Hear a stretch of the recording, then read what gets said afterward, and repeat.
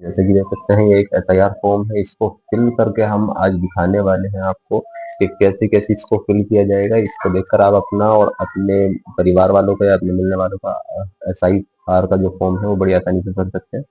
Simple चीजें हैं इसमें, जैसे कि जन्म तिथि पूछी गई है, जिसका भी ये फार्म है उसकी डेट ऑफ बर्थ आपको यहाँ डाल देनी है। उसके बाद आधार संख्या वैकल्पिक, यहाँ पर आधार नंबर डालना है दूसरी लाइन में। उसके बाद तीसरी लाइन है, यहाँ पर मोबाइल नंबर पूछा गया है, तो यहाँ पर आपको मोबाइल नंबर डालना है।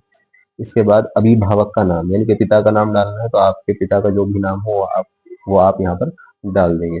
इसके बाद पिता या अभिभावक का एपिक नंबर यदि उपलब्ध हो, अगर उनका पहचान पत्र बना हुआ है तो उसमें से आपको एपिक नंबर डालना है। मैं वैसे ही यहाँ पर एक अपनी तौर से एपिक नंबर डालकर दिखा रहा हूँ। ये एपिक नंबर मान लीजिए हमने डाल दिया। इसी तरह से उसके बाद माता का नाम यानी कि अपनी माँ का नाम लिखना है। यहाँ पर एक माँ का नाम आ जाएगा और यहाँ पर उसके नीचे माता का एपिक नंबर यानी कि इसमें भी पहचान पत्र का जो एपिक नंबर होता है वो डाल देना है। अगर हो, अगर ये आपके पास नहीं है तो आप इसको छोड़ भी सकते हैं, इसको भरना इतना जरूरी नहीं है। लेकिन अगर आपके पास पहचान पत्र माता और पिता दोनों का है तो बेहतर है कि आप उनको भर दें, ताकि आपकी वोट बनने में और वोटर लिस्ट में नाम आने में आपके लिए आसानी हो, क्योंकि ये एक प्रूफ होगा। इसके बाद यहाँ पर पति या पत्नी का नाम, अगर आप शादीशुदा हैं तो यहाँ पर आपको अपनी पत्नी या पति का नाम लिखना है। अगर आदमी है तो वो अपनी पत्नी का नाम लिखेंगे, और औरत है तो वो अपने पति का नाम लिखेगी। और इसी तरह से पति या पत्नी का एपिक नंबर, अगर आपकी शादी हो चुकी है तो बालिग भी है, उनका पहचान पत्र भी बना होगा, तो पहचान पत्र का नंबर यानी कि एपिक नंबर आपको यहाँ डालना है। लेकिन अगर आपकी शादी नहीं हुई है तो आप इसको छोड़ भी सकते हैं, या शादी हो गई है तो बस नाम लिख दो और एपिक नंबर नहीं मिला है यानी कि पहचान पत्र नहीं बना हुआ अभी तक, तो पहचान पत्र की जो संख्या है उसका खाना खाली छोड़ दें। इस तरह से इसमें सिर्फ उस आदमी की डिटेल भर गई है जिसका पहचान पत्र बनना है, उसकी डिटेल भरी जा चुकी है। अब इसके आगे का जो मामला है उसको हम देखेंगे कि आगे कैसे करना है। इसमें दो खाने नीचे दिए हुए हैं, यहाँ पर एक खाना यहाँ है और एक खाना यहाँ है। याद रखिएगा ये ऐसे लोगों के लिए है जिसकी उम्र जो है वो 42 साल से कम है, यानी कि जिनका 2003 की लिस्ट में कोई नाम नहीं आया हुआ है, उनके लिए ये फॉर्म है जिनको ये यहाँ पर भरना होता है। अब जिनका किसी नाम 2003 की लिस्ट में नहीं है उनको किसी न किसी का रेफरेंस देना पड़ेगा, या तो अपने माता का या पिता का यहाँ पर रेफरेंस देना पड़ेगा। तो वो अपने माता या पिता का रेफरेंस कहाँ से देंगे? मान लीजिए 2003 की लिस्ट में आपका नाम नहीं था लेकिन आपके माता या पिता का नाम था, तो इस तरह से एक लिस्ट होगी, उसमें आप देखेंगे, आपने ढूंढ भी लिया होगा कि उसमें आपके माता या पिता में से किसी का एक का नाम जरूर होगा या दोनों का नाम होगा, तो इसमें उन्हीं का नाम देना है, उन्हीं का विवरण देना है। तो सबसे पहले मिसाल के तौर पर नाम लिखा हुआ है, यहाँ पर आपको अपने पिता का नाम लिखना है, यानी कि वालिद साहब का नाम लिखेंगे। और उसके बाद उनका एपिक नंबर, एपिक नंबर आपको ये वाला नहीं डालना है। अगर आप ये वाला डालना चाहें यानी कि जो प्रेजेंट में पहचान पत्र उसका डालना चाहें वो भी डाल सकते हैं, लेकिन बेहतर होगा कि यहाँ पर पहचान पत्र का नंबर वो डालें जो लिस्ट में दिया हुआ हो। जैसे कि यहाँ पर देख सकते हैं कि यहाँ पर नूर हसन और हबीब अहमद लिखा हुआ है, तो इसके सामने कोई एपिक नंबर नहीं है, तो आप चाहे तो इसको छोड़ दें और चाहे तो ये वाला भर दें। बेहतर होगा कि आप इसको खाली छोड़ दें। अगर जैसे कि कुछ नाम अगर आप ऊपर देखें तो यहाँ पर इस नाम के आगे एपिक नंबर दिया हुआ है, तो जिनके नाम के आगे एपिक नंबर दिया हुआ है पहचान पत्र का नंबर, वो यहाँ पर जरूर भर दें। जिनका नहीं दिया हुआ वो इसको खाली छोड़ सकते हैं। उसके बाद संबंधी का नाम, यानी कि जिस आपके पिता का नाम तो आपने लिख दिया, अब उनके पिता का नाम आपको लिखना होगा। जैसे कि इसमें लिस्ट में यहाँ पर हबीब अहमद लिखा हुआ है, नूर हसन के वालिद का नाम, वो लिख दिया।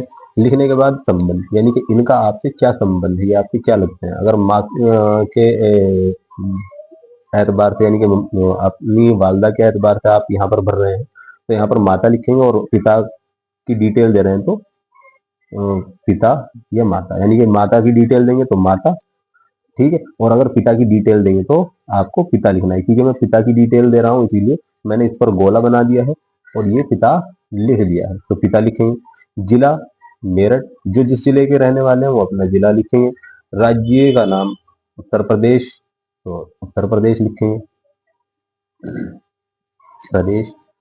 उसके बाद विधानसभा निर्वाचन क्षेत्र का नाम, अगर आपको पता है तो ठीक है, नहीं पता तो ये जो 2003 की लिस्ट है आपकी, इसमें ही देखें कि ऊपर से दूसरी लाइन में लिखा हुआ होगा। ये यहाँ पर मेरठ लिखा हुआ है, इसलिए हम यहाँ पर मेरठ लिख देंगे।